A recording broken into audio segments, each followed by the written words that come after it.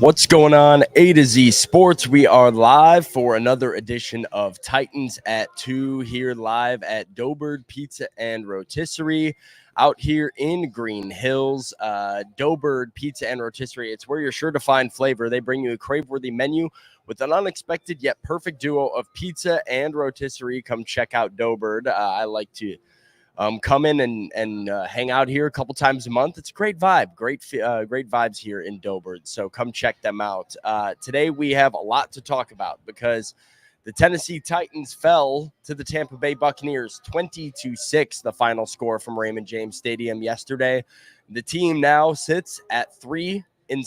I have a lot of thoughts about the state of the Titans and what they're doing to Will Levis, what they could potentially be doing to Will Levis, the decision-making of head coach Mike Vrabel and offensive coordinator Tim Kelly, and really the identity of this team as a whole. That is where I want to kick things off today, because one of the most interesting concepts about this team, as I appreciate you guys coming in here. I do want to give a quick shout out to my guy Mike Sanders, who said go like and share the video, help these guys with their likes and shares. Yeah, go like the show here as we kick things off. Let's get more people involved in this conversation. I know it's a Monday afternoon. I know people would have rather this be a Victory Monday, but it doesn't mean we can't have a great conversation about the state of the Titans and, like I said, the identity of these Tennessee Titans. I have been somebody who has held my hat and hung my hat over the last few years on what Mike Vrabel brings to the Titans that is very unique for a head coach in the National Football League. The Mike Vrabel Titans, regardless of talent, regardless of quarterback play, regardless of circumstances, had a few qualities that you associated with his football teams that made you always feel optimistic about where the Titans could be as an organization. A Mike Vrabel-led team was a team that was had an identity of being tough, of being physical, of playing you tough on the road, playing you tight on the road in that way, of winning the turnover battle, winning the rushing battle, winning at the line of scrimmage, being disciplined.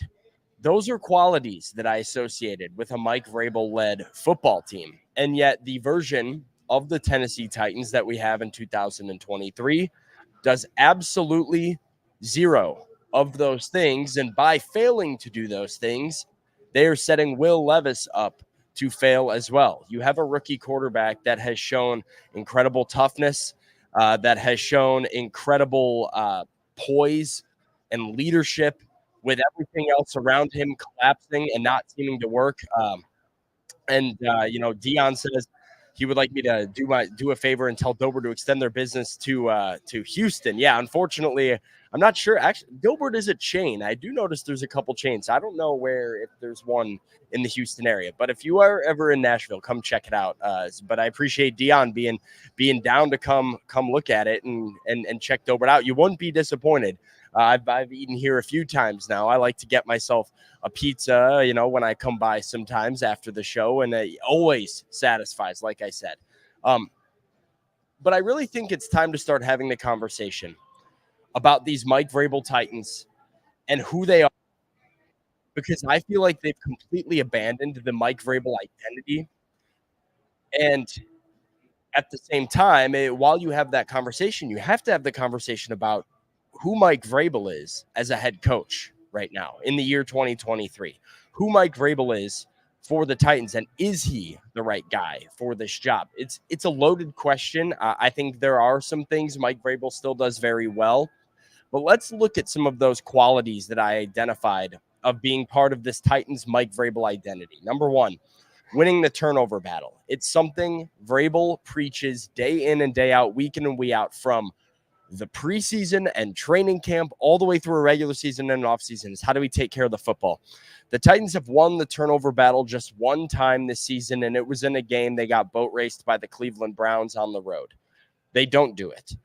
They talk about running the football. The Titans have had an edge in recent years in their rushing attack and how they are led on the ground by Derrick Henry, how it allows them to control pace of play, control time of possession, really dictate how a game is going to go with how they are able to set the tone on the ground.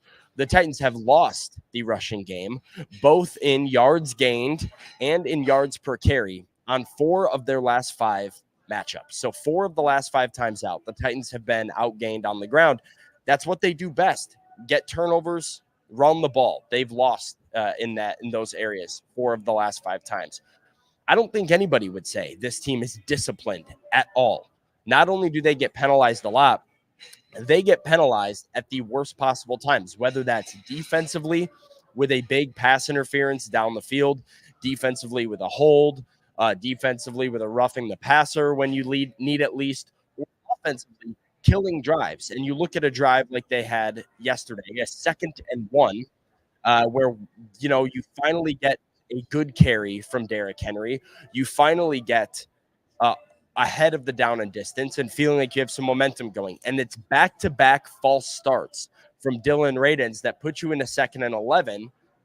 And then it comes to being aggressive, because the Titans this year are no longer aggressive. And that is so wildly different from the Mike Vrabel that I used to know, the Mike Vrabel that I thought the Titans had at head coach. Mike Vrabel this year, as Clint points out in the chat, I think is a little bit soft in his decision making. You get one of those penalties I just mentioned, the discipline, you lack some discipline. Now you're in a 2nd and 12, you're in a 2nd and 15, even a 2nd and 9. It feels like the Titans shut it down. Everything they have going on offense, they shut down the minute something goes wrong. They're afraid to make a mistake. They're afraid to turn the ball over. They're so afraid of losing that they prevent themselves from winning. And they need to let Will Levis play quarterback. It's an issue that I had with them against Pittsburgh. And it's an issue that, again, I think reared its ugly head against the Buccaneers, where you have a young quarterback that has shown flashes that you have training wheels on. You're babying him. You're trying to put him in a position to succeed by not having him take chances, but that's who he is. That is Will Levis's identity as an NFL quarterback, is a guy who's going to take his shots, going to make some mistakes, but make magic happen a lot. So I look at a couple instances in the game yesterday where you ended the half with some time on the clock and all 3 timeouts, and you decided we're not going to go for this and try and get some points. In the first half on your second series, you opted to try a 51-yard field goal and keep a one-possession game, instead of trying to get a touchdown to go out to a 2-score lead. When you had a 4th and 2 from plus territory, I felt like that was, a good spot to potentially roll the dice and, keep some of your positive offensive momentum building.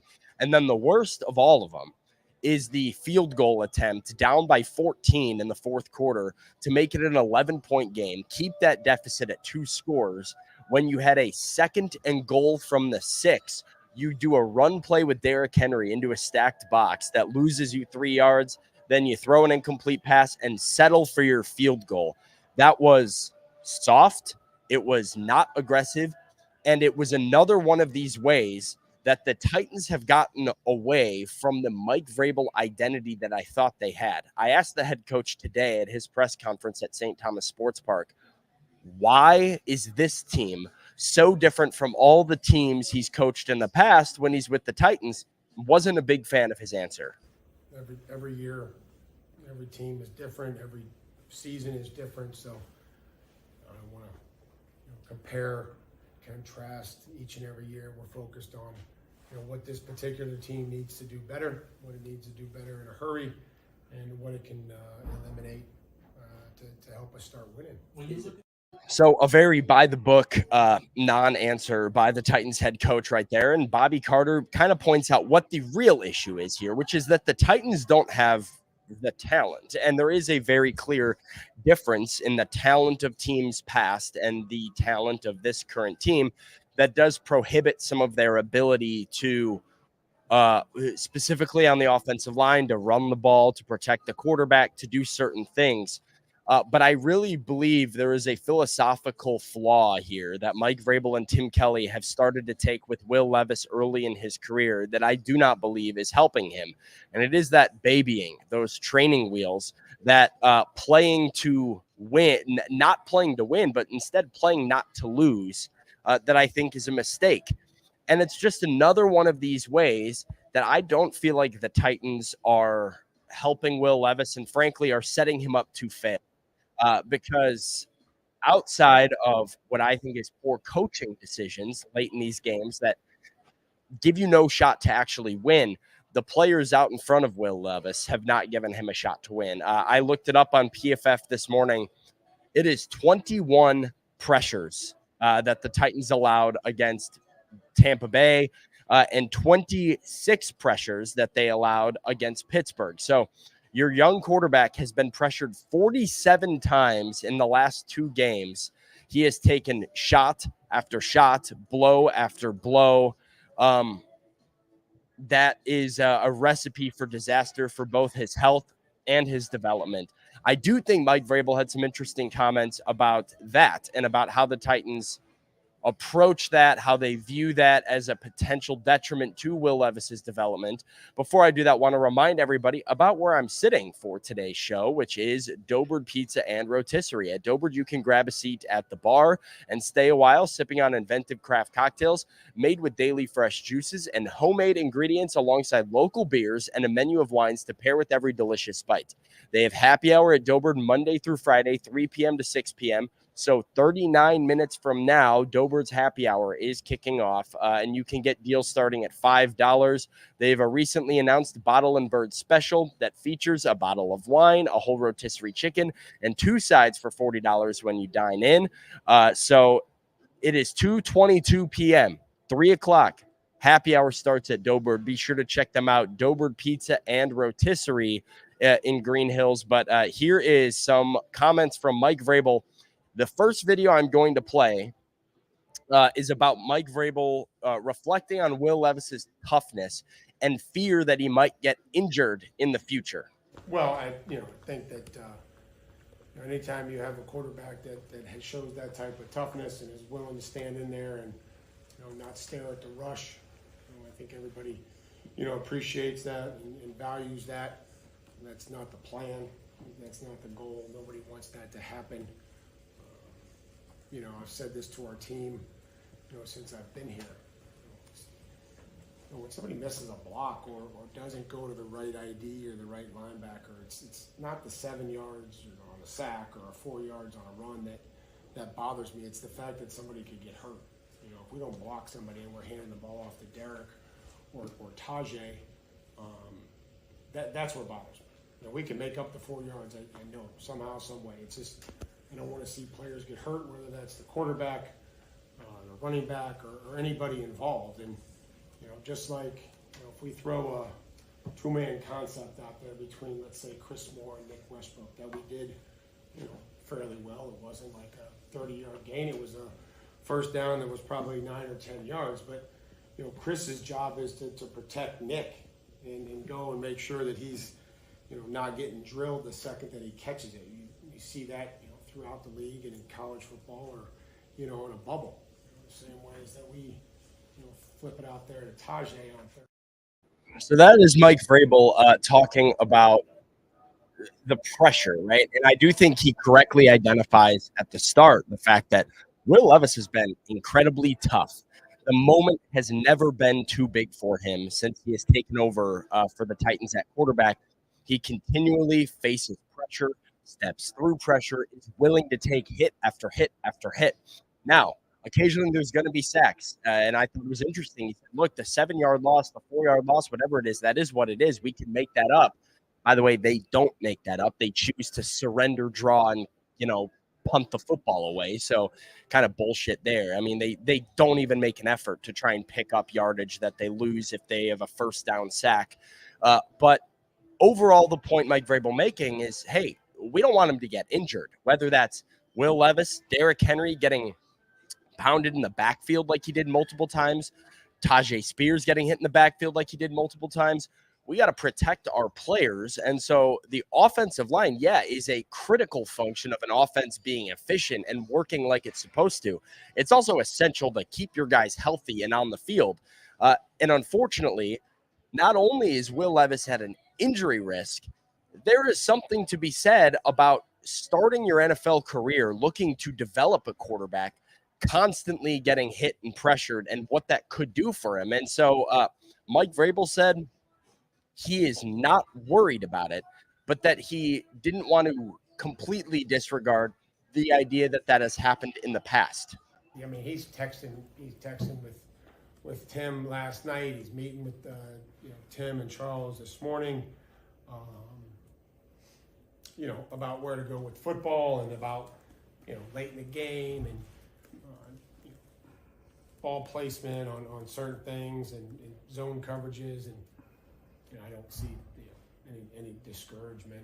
But we have to continue to protect them and develop them and have them help us and let them throw the football, which he did at times, and we left some meat on the bone there by not making some plays for him. There are examples, Mike, of guys, young guys, promising guys, getting hit a lot early in their career, and it kind of having a bearing on their long-term career in terms of making them gun shy or whatever. Do you have any concerns? I don't, but that's something that has happened in the past, and whoever our quarterback is, we need to protect him.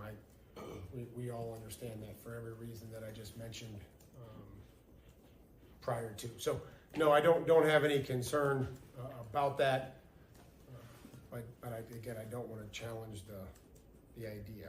How hard is it to? So there's head coach Mike Vrabel. I thought Dion had a great comment while that video was playing, that Ryan Tannehill, also somebody who is known for his toughness as an NFL quarterback, especially with the Titans.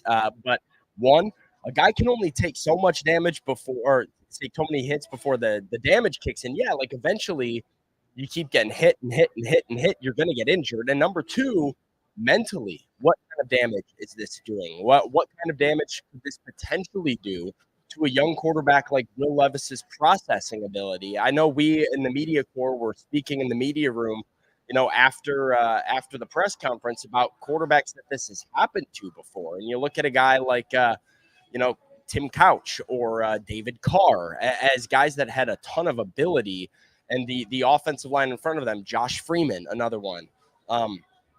How the supporting cast potentially ruined a talented quarterback's development and prevented them from really hitting their potential. And so that's another issue. Mike Vrabel not worried about it. Didn't really have a ton of answers for questions about where the offensive line was going to go from here on out. He did say, 1, Andre Dillard is in concussion protocol. 2, Dylan Radins did not play up to the standard, was the words Mike Vrabel used. Now, I don't know how that hasn't been something he said about Andre Dillard for 8 weeks now. Andre Dillard has yet to play up to a standard that is anywhere near adequate. But the implication I got from Mike Vrabel was that Jalen Duncan, the rookie 6th-round draft pick, is going to be the left tackle option next week. That's at least where things are looking. That Radins is probably better served inside, and Jalen Duncan is the next man up if Andre Dillard's concussion protocol keeps him out for another week. So a lot of issues here, protection issues, philosophy issues. I thought there was a good comment from, my guy, Austin, A to Z Sports, his very own Austin Stanley, talking back about that handoff where he said the only way to justify the 2nd and goal handoff if the plan was to go 4-down territory the whole time, which, again, there's no justification there, because if you're settling for a field goal on 4th down, you cannot hand the ball off on 2nd and goal from the 6. By the way, and I was, again, something else I was thinking about before going live here, the Titans did this with Ryan Tannehill, too, in week 1 against the New Orleans Saints, where they were down by 4, I believe, driving the football in the red zone. Tannehill threw the ball short of the sticks on 3rd down, and then on 4th and short, they took a chip shot field goal to go down by 1. They didn't get the ball back. Ryan Tannehill, I presume, threw the ball short of the sticks, thinking he was going to get 2 shots at it and that they were going to go for it on 4th down. But again, the Titans got conservative. They got scared. They played scared. And so, yeah, you cannot sit up there at this podium like Mike Vrabel has and Tim Kelly has for the last month and talked about, well, we need to turn field goals into touchdowns. And then when push comes to shove, you become a little bit of a sissy and you kick your field goal instead of taking a chance. Go try and score a touchdown. Go let Will Levis throw a pick in the end zone. At this point, I don't care. I don't think Titans fans care.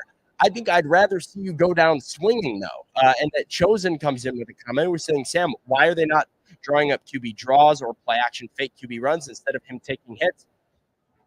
I don't know. Frankly, I don't know. And Mike Vrabel was asked a little bit about, can you use Will Levis's legs a little bit more? And he didn't seem like that was something that needed to get worked into the game plan.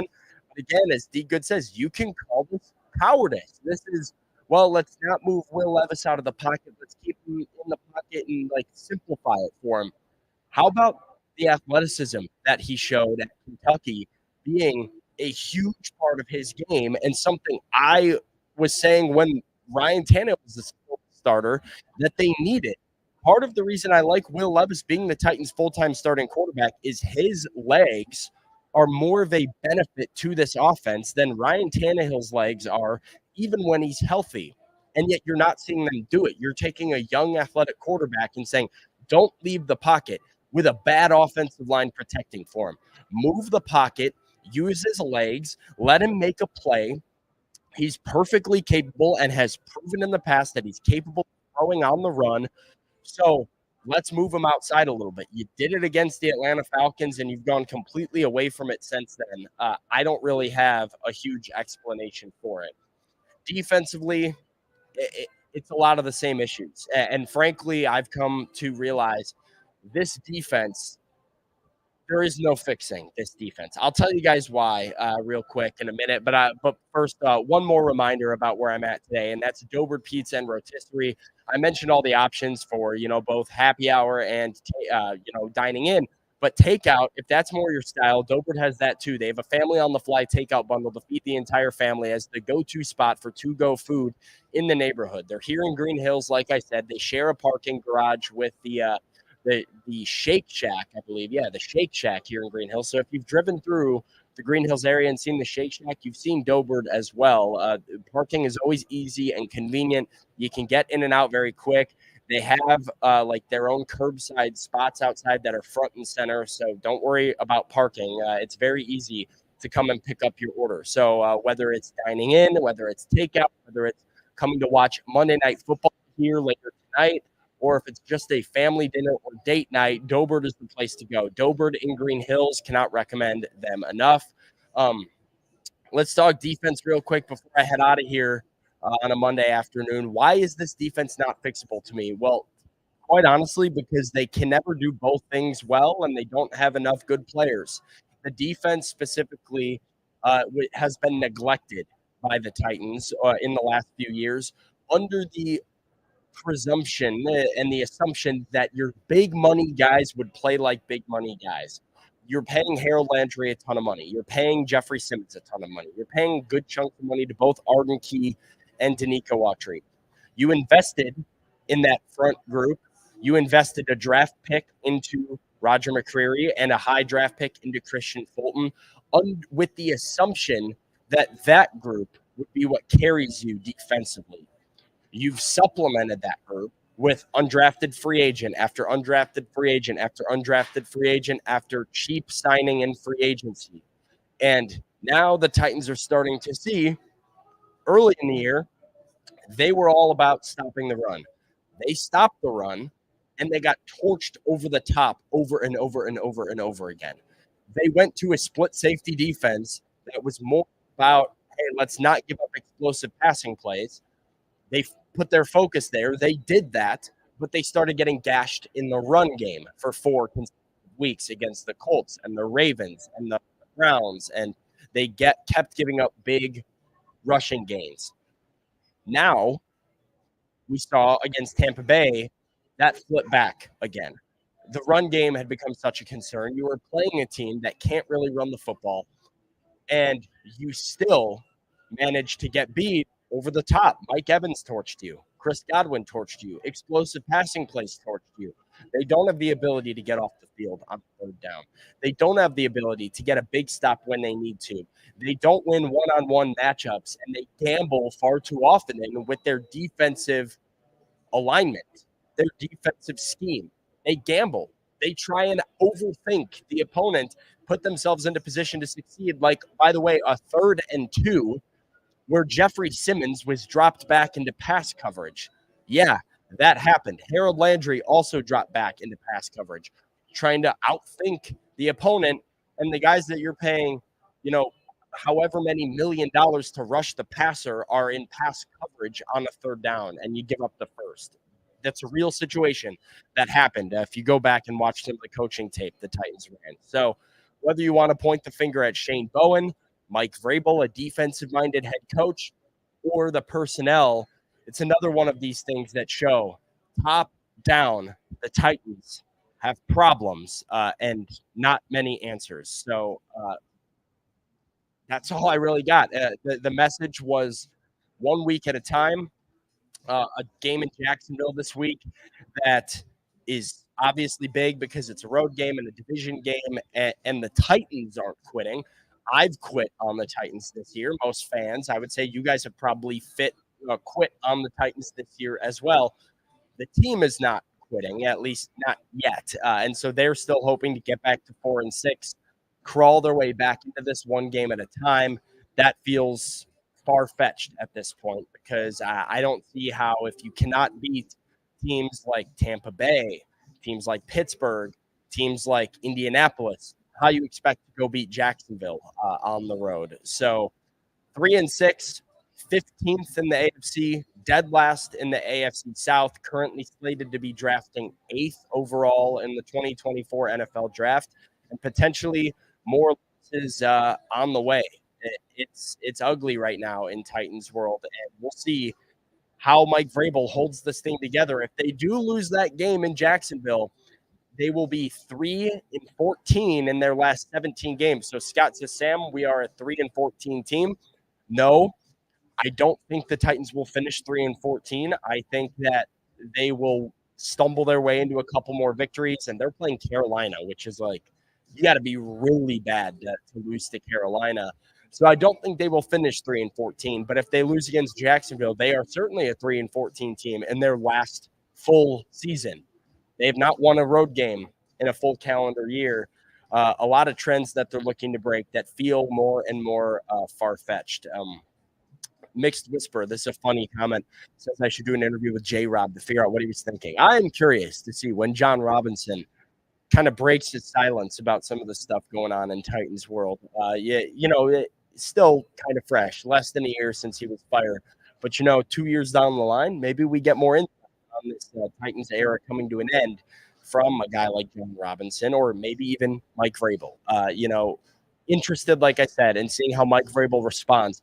We have yet to see loser Mike Vrabel with the Titans. Last year, he kind of had the ability to say, well, the playoffs are still in reach. The playoffs are still in reach throughout that 7-game losing streak. We're going to see a version of Mike Vrabel throughout the rest of November and December. That is Mike Vrabel, head coach of a football team that is not competitive in any way. And I'm curious to see, one, how he responds to media, backlash from fans, etc. And two, where him and Rand Carthon choose to go this offseason, because I do expect him to still be the head coach in the offseason, despite the seat heating up a little bit. Do me one more favor, guys. Make sure you like the show. Not enough people have liked the show. So as the people who, tend to tune in to Titans at 2 that have not had the ability to join us live, come and look at it. Liking the show helps out. So hit that thumbs up button before we head out here. Keep your eyes peeled on A2ZSports.com for more good written content from myself and the other writers on the staff as we start to break down the current Titans situation. Buck Rising has a good article, and he is live on A2Z Sports Primetime later tonight. And then I will be back for Titans at 2 later in the week as we get more answers from some of these players and coaches about what the heck happens now at 3-6 with darkness ahead right now for the Titans. So thanks as always. Appreciate you guys tuning in. Till next time, tighten up and just try and bear down, like try and figure this out a little bit. So I'll talk to you guys